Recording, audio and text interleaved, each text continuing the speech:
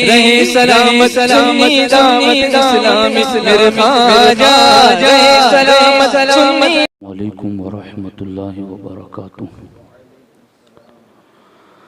अल्हम्दुलिल्लाहि रब्बिल आलमीन वस्सलातु वस्सलामु अला सय्यिदिल अंबिया'i वल मुरसलीन व अला आलिहि व अस्हाबिहि अजमईन अम्मा बअद।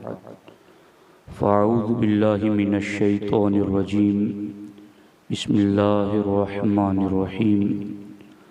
क़ाल नबिय्यु सल्लल्लाहु तआला अलैहि व आलिहि वसल्लम या मअशर शबाब मन इस्तताअ मिनकुमुल बाअ फल्यतज़व्वज फ़इन्नहु अग़द्दु लिलबसरि व अहसनु लिलफ़र्ज व मन लम यस्तति' फ़अलैहि बिस्सौम फ़इन्नस्सौम लहु वजाउन सदक़ रसूलुहुन नबियुल करीम। रौनक स्टेज मुअज़्ज़ज़ व मुकर्रम उलमाए किराम, बिलखुसूस आज की इस महफ़िल के खुसूसी सनाख़ा मुहिब गिरामी जनाब जावेद रज़ा साहब किबला ज़ीदा शरफ़ुहु, अज़ीज़ मोहतरम हज़रत मौलाना मोहम्मद याकूब साहब किबला अशरफ़ी, हाज़रीन व हाज़िरात महफ़िल, आइए हम और आप मिलकर इंतहाई एहतराम व अक़ीदत के साथ हुज़ूर सय्यिदुल मुरसलीन ख़ातमुल अंबिया शफ़ीउल मुज़निबीन रहमतुल लिल आलमीन सल्लल्लाहु तआला अलैहि व आलिहि व अस्हाबिहि व बारक व सल्लम की बारगाह में अपनी ग़ुलामी का सबूत दें और जिस तरीक़े से मैं पढ़ा हूँ मेरे साथ मिलकर मर्द हज़रात बआवाज़ बुलंद और ख़वातीन आहिस्ता आवाज़ में पढ़ें। अस्सलातु वस्सलामु अलैका या रसूल अल्लाह, अस्सलातु वस्सलामु अलैका या हबीब अल्लाह, अस्सलातु वस्सलामु अलैका या नबी अल्लाह व अला आलिका व अस्हाबिका या नूर अल्लाह सल्लल्लाहु तआला अलैहि वसल्लम। शब असरा के दूल्हा पे दाइम दुरूद, शब असरा के दूल्हा पे दाइम दुरूद, नौशए बज़्म जन्नत पे लाखों सलाम, जिनके माथे शफ़ाअत का सहरा रहा उस जबीन सआदत पे लाखों सलाम। काश महशर में जब उनकी आमद हो और भेजें सब उनकी शौकत पे लाखों सलाम, मुझसे खिदमत के कुदसी कहे हाँ रज़ा, मुस्तफ़ा जान रहमत पे लाखों सलाम। दोस्तान मोहतरम, आज की ये महफ़िल जनाब सुलेमान भाई के साहबजादे मोहम्मद हुसैन की शादी के मौके पर मुनक़िद हैं। मुझे हाजी मुबारक साहब एक लंबे अरसे से बुला रहे थे और आज इस मौके पर मुझे इनके घर भी हाज़िरी की सआदत मिल गई। अल्लाह तबारक व तआला इस सारे ख़ानदान को खुश रखें और अल्लाह ताला होने वाले रिश्ते में खूब बरकतें अता फ़रमाएँ। दोस्तान मोहतरम, तकरीबन 30 मिनट का वक्त मेरे पास मौजूद हैं और उसमें कुछ अहम और ज़रूरी बातें मैं आपकी खिदमत में अर्ज़ करना चाहता हूँ। तवज्जो के साथ इन चीज़ों को समाअत आप करें। इस दुनिया के अंदर हर मुसलमान, छोटा हो या बड़ा हो, मर्द हो या औरत हो, हर कोई इस बात का यकीन रखता है कि इस ज़मीन पर हमारे लिए सबसे कीमती नेमत अगर कोई है तो वो ईमान है। ईमान हमारे लिए इस ज़मीन की सबसे कीमती नेमत है। और आप इस बात को भी अच्छी तरह समझते हैं कि जो भी नेमत कीमती होती हैं, बंदा उसके हवाले से उसकी हिफाजत की तदबीर करता है। एक इंसान के नज़दीक माल व दौलत, रुपये, पैसे, सोना, चांदी, जवाहरात, ये कीमती चीज़ हैं, तो इंसान उसकी हिफाजत के लिए अपने बड़े मकान में भी एक ख़ास कमरा रखता है और ख़ास कमरे में भी एक ख़ास लॉकर में मखसूस चाबी में बंद करके उस जेवरात को जिसे वो कीमती समझता है उसको महफूज करता है। ये दो चीज़ें हम में से हर शख्स मानते हैं कि ईमान सबसे कीमती चीज़ है, ईमान सबसे कीमती नेमत है। इसे भी हम तमाम मानते हैं और इस बात को भी हम देखते हैं और मानते हैं, बल्कि बरतते हैं कि जिस चीज़ को हम कीमती समझते हैं फिर उसकी हिफाजत की तदबीर करते हैं। तो जब ईमान इस कायनात की नेमतों में सबसे कीमती तरीन नेमत है, तो क्या कभी गौर किया कि इस ईमान की हिफाजत किस चीज से होती है? इस ईमान को प्रोटेक्शन कैसे मिलता है? इस ईमान की हिफाजत की तदाबीर क्या है?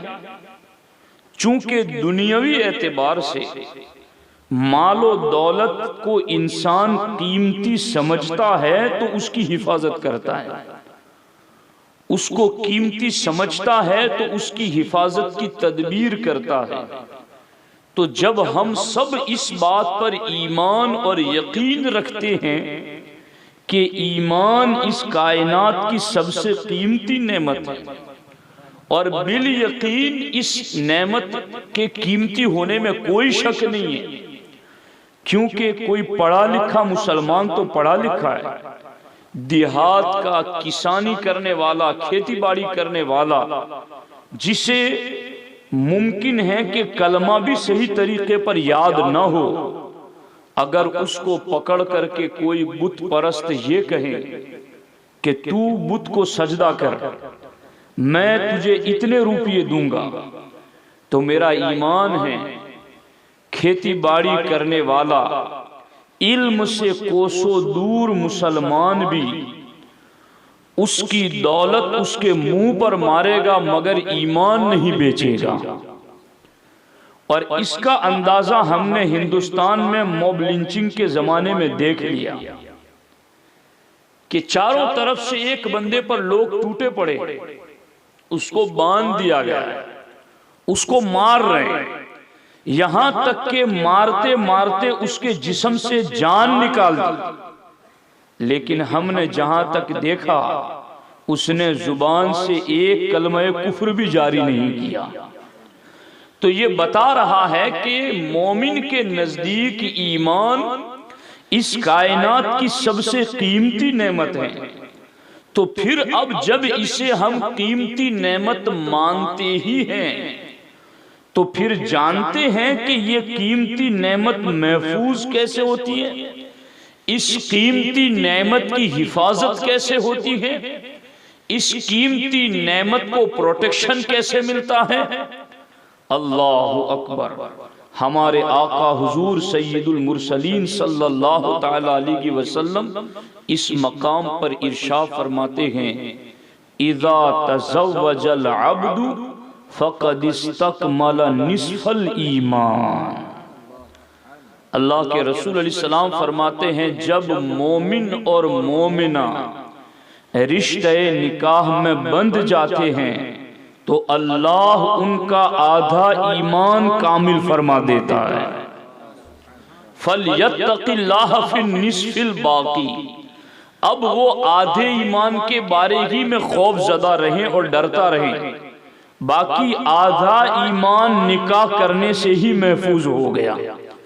और दूसरी जगह हदीस पाक में हमारे आका अलैहिस्सलाम ने यह फरमाया, इज़ा तज़व्वजल अब्दु फ़क़द इस्तकमल निस्फ़द्दीन।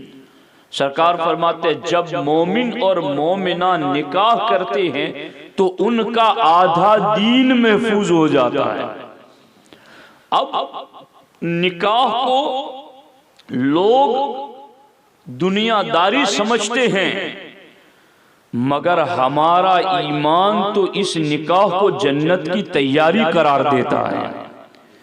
ये निकाह महज नफ्स परस्ती नहीं है, ये निकाह महज ख्वाहिशात नफ्स की तकमील नहीं है, ये निकाह सिर्फ तलज़्ज़ुज़ और लुत्फ अंदोजी नहीं है, बल्कि ये निकाह शरीयत की रोशनी में ईमान की हिफाजत का जरिया है, ईमान के तहफ़्फ़ुज़ का जरिया है। अब जो ईमान एक मोमिन के नजदीक इस कायनात की सबसे कीमती नेमत है, हमारे नबी फरमाते हैं वो महफूज होता है तो निकाह के जरिए महफूज होता है। इसीलिए आप देखें हदीस पाक में है कि जब मोमिन और मोमिना निकाह करते हैं ना तो शैतान चीखता है, रोता है, चिल्लाता है, वावेला करता है, उसके सारे हवाली मवाली उसके करीब जमा हो जाते हैं और उससे पूछते हैं कि क्यों रो रहा है। कहा तुम्हें पता नहीं है कि मैं क्यों रो रहा हूं? मैं रो इसलिए रहा हूं कि आज एक मोमिन का मोमिना से निकाह हो गया है, अब उसका 2/3 ईमान मेरे हमलों से महफूज हो गया है। यानी आप बात समझ रहे हैं कि अगर ईमान के 3 हिस्से किए जाएं, 3 रुपये हो, तो इब्लीस खुद रोते हुए कहता है कि ऐ मेरे हवारियों समझ लो मैं इसलिए रो रहा हूं कि इस मोमिन का मोमिना से निकाह क्या हुआ, अब इसके 3 हिस्से ईमान में से 2 हिस्सों पर मेरा वार और बस नहीं चल सकता, अब उसका 2/3 ईमान मेरे हमलों से महफूज हो गया। तो आप गौर करें कि इधर हमारे नबी फरमाते निकाह करने से आधा दीन महफूज हो गया, इधर शैतान खुद चीख करके कहता है कि इसका 2/3 ईमान मेरे हमलों से महफूज हो गया। तो इससे पता चला मोमिन निकाह करके दुनियादारी नहीं करता, मोमिन निकाह करके ईमान की हिफाजत करता है। तो निकाह का एक बड़ा फायदा कि ईमान महफूज हो जाता है। और अब मैं आपको बताऊं, मैंने जो हदीस पाक पढ़ी है, हमारे आका अलैहिस्सलाम फरमाते हैं ऐ जवानों की जमाअत मन इस्तता मिनकुमुल बाअ, तुम में से जो भी निकाह की ताकत रखता हो फलयतज़व्वज। सरकार फरमाते मैं तुम्हें हुक्म दे रहा हूं कि तुम निकाह कर लो। अब निकाह की ताकत का क्या माना है, निकाह की इस्तिताअत का क्या माना है कि भाई निकाह की ताकत, अब कोई है जो जवान है, अब उससे कहा जाए कि भाई आप निकाह कर लें, तो वो कहता है मेरे अंदर ताकत नहीं है। तो शरीयत ने निकाह करने पर किस चीज को ताकत करार दिया है, तवज्जो से सुनना। बाहर शरीयत में हुजूर सदरुल शरिया अलैहि रमा फरमाते हैं अगर किसी की हालत एतदाल वाली है, यानी बहुत ज्यादा नफ्स का गलबा नहीं है, लड़का लड़की दोनों के लिए ये उसूल है कि बहुत ज्यादा नफ्स का गलबा नहीं है और उसको बीवी का खर्च पानी उठाने की ताकत भी है उसके पास, तो हुजूर सदरुल शरिया कहते हैं उसके लिए निकाह करना सुन्नत मुअक्कदा है। यानी इसको सुन्नत मुअक्कदा को यूं समझो कि कई मस्जिद में नमाजी ऐसे होते हैं जो बहुत पाबंद होते हैं, जिनकी नवाफिल भी नहीं छूटती, तो जब उनकी नजर मस्जिद में किसी ऐसे शख्स पर पड़ती है जो सुन्नत गैर मुअक्कदा छोड़ रहा, उनको गवारा नहीं होता, ये सुन्नत गैर मुअक्कदा छोड़ रहा है, तो अच्छी बात है, उनका ये नागवारी महसूस करना अच्छी बात है।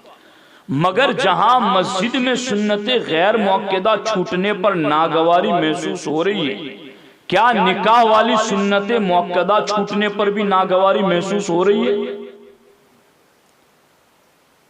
क्या इस मुअक्कदा के तर्क के बारे में भी कभी हम किसी पर खफा हुए, किसी पर नाराज हुए हैं? किसी को इस सुन्नत मुअक्कदा के बारे में भी टोका और रोका कि ये बेटा जवान हो गया, बेटी जवान हो गई है और तुम्हारे पास ताकत भी है निकाह करने की, तो तुम क्यों नहीं करते हो निकाह? ये सुन्नत मुअक्कदा है नॉर्मल हालत में, यानी बहुत ज्यादा नफ्स का गलबा नहीं है, मगर ना नफका बीवी का खर्चा पानी देने की ताकत है तो निकाह करना सुन्नत मुअक्कदा है। और अगर अंदेशा है कि निकाह नहीं करूंगा तो बदकारी में पड़ जाऊंगा और उसको बीवी का खर्च पानी उठाने की ताकत भी है, तो ऐसे शख्स के लिए निकाह करना वाजिब है कि वो निकाह करे। और तीसरी सूरत फर्ज वाली कि अगर यकीन है कि मैंने निकाह नहीं किया तो मैं गुनाह में पड़ी जाने वाला हूं और उसके पास नान नफका बीवी का खर्चा पानी उठाने की ताकत है, तो उसके लिए निकाह करना फर्ज है। वो छोड़ रहा है तो गुनहगार है। अब आप गौर कीजिए, इन तीनों चीजों में यानी निकाह या तो सुन्नत मुअक्कदा है, वाजिब है या फर्ज है, इन तीनों में एक चीज कॉमन है, क्या? कि उसके पास निकाह की ताकत हो। तो वो क्या चीज है जिसको शरीयत ताकत मानती है? तो याद रखना, जिस चीज को शरीयत ये कहती है ना कि अब इसके पास ताकत है निकाह करने की, तो पहली चीज तो ये कि वो हुकूक ज़ौजियत अदा कर सके, मियाँ बीवी के हुकूक अदा कर सके और खर्चा पानी बर्दाश्त कर सके। तो ये चीज है इसके पास ताकत होने की। और मेहर की ताकत हो उसके पास मेहर अदा करने की। और मेहर की अदायगी भी इस्लाम ने कितनी नॉर्मल रखी कि कम से कम 10 दिरहम, कम से कम 10 दिरहम जितनी रकम वो अदा कर दे तो वो मेहर अदा हो जाएगा। अब वो इस जमाने में भी मेरे ख्याल से 2500-3000 रुपए बनता होगा, कितना आसान। और फिर आगे देखिए कि शरीयत ने मेहर में भी 2 किस्में रखी, मेहर मुवज्जल और मेहर मुअज्जल। कि अगर किसी के पास नकद यानी रोकड़ देने की ताकत नहीं है तो शरीयत कहती है कि उधार रख दे तो भी निकाह हो जाएगा। और इतनी आसानी के आगे उसकी बीवी अगर माफ कर दे तो वो माफ भी हो जाएगा। कितना आसान कर दिया निकाह। और अच्छा ये भी नहीं कि इस्तेताअत के बारे में जैसे हमारे यहाँ एक माहौल है कि भाई बच्चा अभी पांव पे खड़ा नहीं हुआ है, इसका कारोबार सेट नहीं हुआ, अभी इसका ये नहीं हुआ, अभी इसका तू नहीं हुआ, तो मैं चूंकि शरीयत बयान करने का जिम्मेदार हूं और आप भी चूंकि अल्लाह रसूल का हुक्म सुनने आए तो मुझ पर फर्ज है कि मैं तुम्हें अल्लाह रसूल का हुक्म ही सुनाऊं। अब गौर करो इस चीज के ऊपर और तवज्जो दो कि निकाह के अंदर जो लोग ये समझते हैं ना कि अभी ये नहीं हुआ, अभी वो नहीं हुआ, तो आज मेहर की रकम देने की ताकत किसके पास है और घर गुजारे की सलाहियत किसमें नहीं है, लेकिन उसके बावजूद भी निकाह को लेट किया जाता है। याद रखना, हमारे आका हुजूर सैयदुल मुरसलीन सल्लल्लाहु अलैहि वसल्लम ने तफसीर के अंदर वअनकिहुल अयाम मिनकुम वस्सालिहीना, इस आयत की तफसीर में 3 हदीसें हमारे आका अलैहिस्सलाम ने फरमाया कि फजल तलाश करो निकाह के जरिए, रिस्क तलाश करो निकाह के जरिए, मालदारी तलाश करो निकाह के जरिए। ये 3 लफ्ज हदीस में आए हैं कि तुम निकाह करोगे तो अल्लाह तुम्हें अपना फजल भी देगा, तुम निकाह करोगे तो अल्लाह तुम्हें रिस्क भी देगा, तुम निकाह करोगे तो अल्लाह तुम्हें मालदारी भी अता फरमाएगा। और हजरत उमर फारूक आजम रदी अल्लाह ताला अन्हु तो यहां तक फरमाते हैं कि जो बगैर निकाह के मालदार बनना चाहता है मैं उसको अक्लमंद ही नहीं मानता। तो आज लोगों ने इस साइड में कि निकाह की ताकत होने के बावजूद भी निकाह को छोड़ दिया है।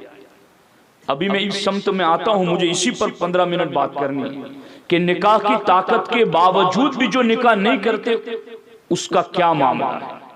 लेकिन अगर वाकई में कौम में कोई ऐसा गरीब बंदा है, जवान है, हुकूक ज़ौजियत पर कादिर है, मगर उसके पास बीवी को रखने के लिए मकान नहीं, उसको खाना खिलाने की सलाहियत नहीं है, खर्च पानी उठा नहीं सकता है, तो हमारे नबी फरमाते हैं वमन लम यस्तति फअलैहि बिस्सौम फइन्न सौम लहु वजाउ।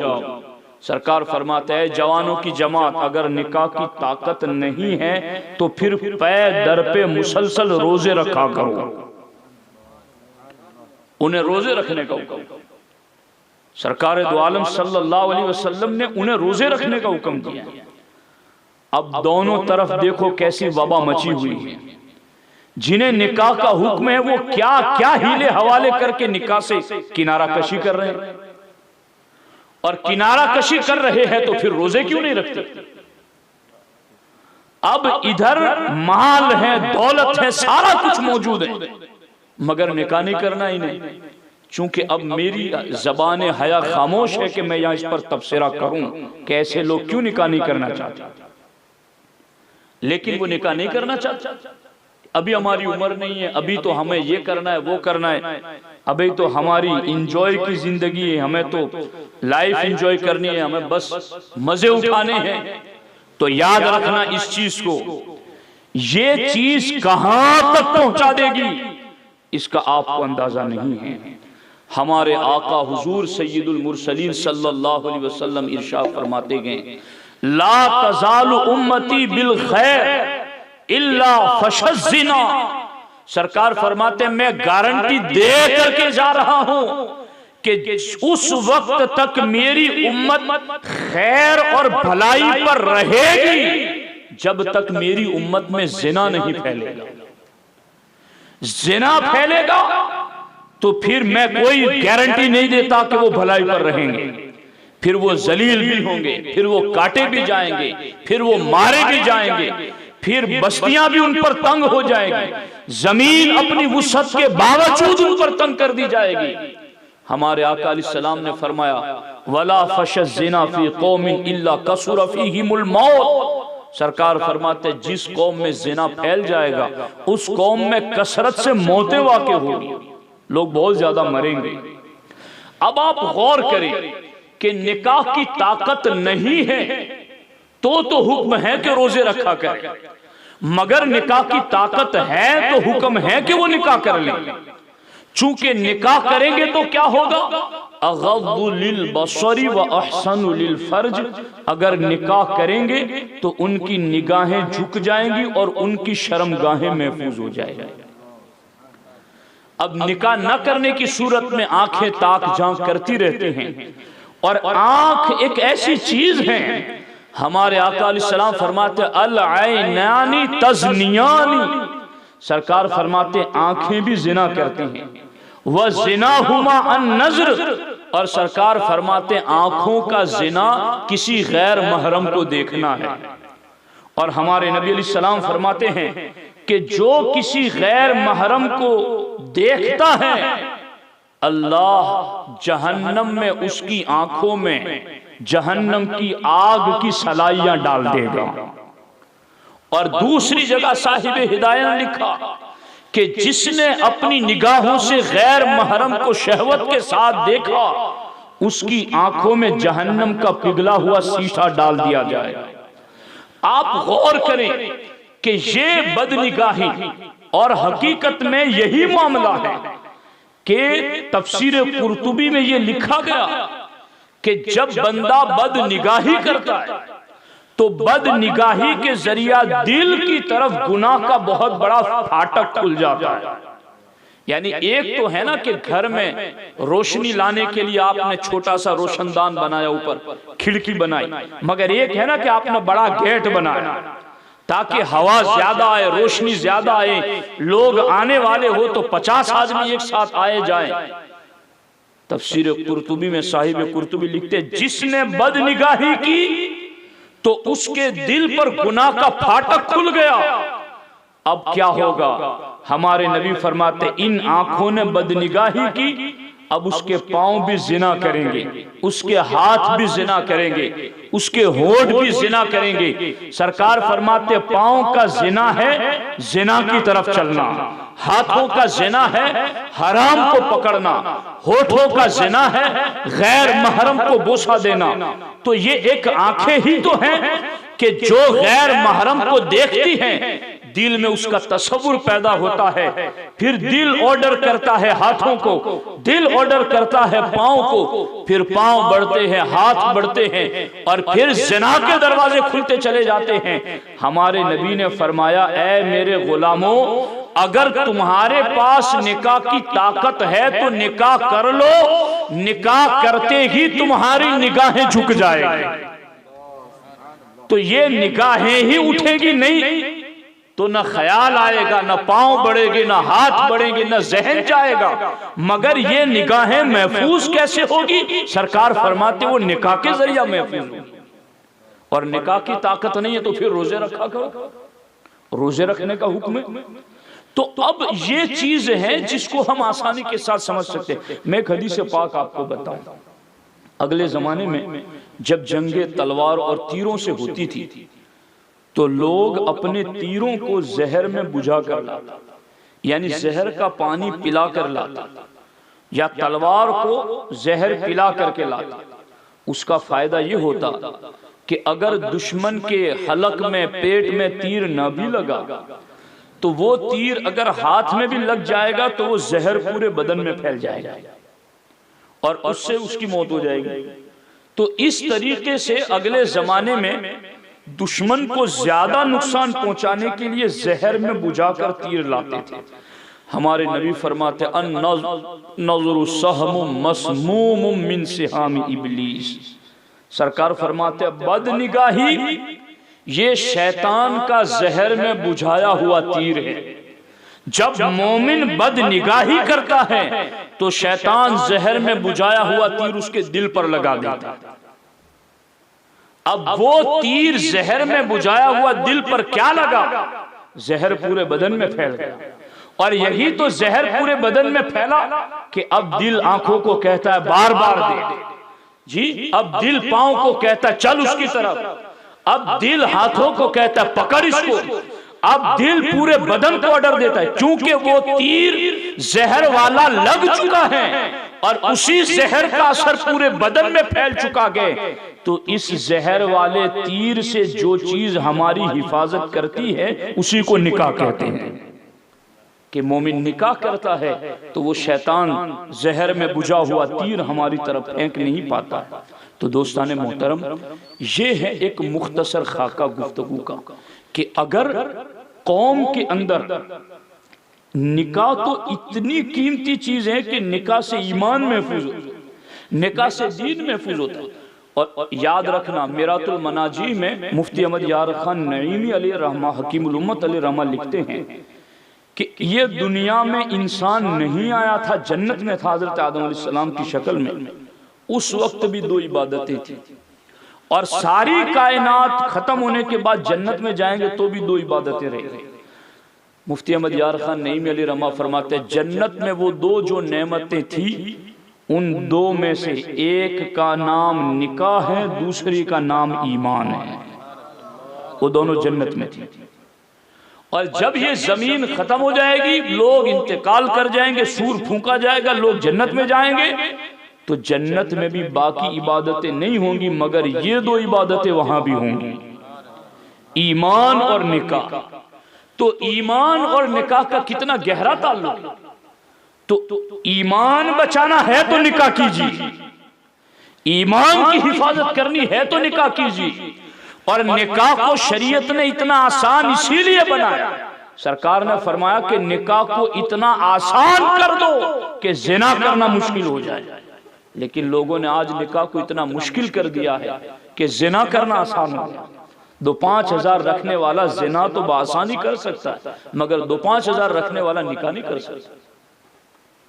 तो ईमान बचाना है ना, जहां हम बदअकीदों से ईमान बचाने के लिए बहुत सारी बातें करते हैं कि ये चीज है, ये चीज है, इनसे बचो, ईमान बचेगा। तो यही चीज यहां निकाह के बारे में भी है कि निकाह की उम्र को बच्चे बच्चियां पहुंच जाएं और उनके पास इस्तिताअत हो, ताकत हो तो निकाह कर दे, उनका ईमान बचेगा। और हमारे आका अलैहिस्सलाम फरमाते निकाह से ईमान भी बचता है, और निकाह करने के बाद अगर मर्द और औरत मियाँ बीवी एक रकात पढ़े तो निकाह से पहले की 70 रकातों के बराबर अजर व सवाब मिलता है। और बिश्र अल हाफी बहुत बड़े अल्लाह के वली गुजरे, उनका इंतकाल हुआ तो ख्वाब में किसी ने देखकर पूछा, हजरत अल्लाह ने क्या मामला फरमाया? कहा अल्लाह ने मुझे बख्श दिया। कहा और क्या मामला फरमाया? कहा अल्लाह ने मुझे जन्नत में 70 यानी 70 दर्जे बुलंदी अता फरमाई। ये हमारे यहाँ 1 माल 2 माल 3 माल ऐसे जन्नत में 70 मंजिले अल्लाह ताला ने मुझे बुलंद कर दिया। लेकिन बिशर हाफी कहते हैं मैं 70 दर्जे बुलंद होने के बावजूद उन वलियों के मर्तबे को न पहुंच सका जो दुनिया से शादीशुदा हालत में आए। इसीलिए हजरत अब्दुल्ला इब्न मसूद जो सहाबी रसूल है, 6ठे नंबर पर कलमा पढ़ के मुसलमान हुए, वो कहते हैं कि अगर मुझे यकीन के साथ पता हो जाए कि 10 दिन के बाद मेरा इंतकाल हो जाएगा और उस वक्त मेरे निकाह में कोई औरत ना हो तो मैं बगैर निकाह के जाना पसंद नहीं करता, मैं निकाह करके खुदा की बारगाह में जाऊंगा, क्योंकि वहां भी वैल्यू निकाह वालों की ज्यादा है। चूंकि जन्नत में निकाह और ईमान ही तो था और जन्नत में निकाह और ईमान ही तो रहेगा।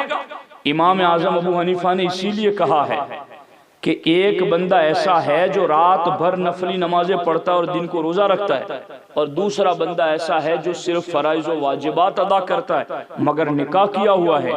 तो इमाम आजम फरमाते हैं वो रात भर इबादत करने वाला और दिन भर रोजा रखने वाला उस मोमिन के दर्जे को नहीं पहुंच सकता जो निकाह करके मामूल की इबादतें करता है।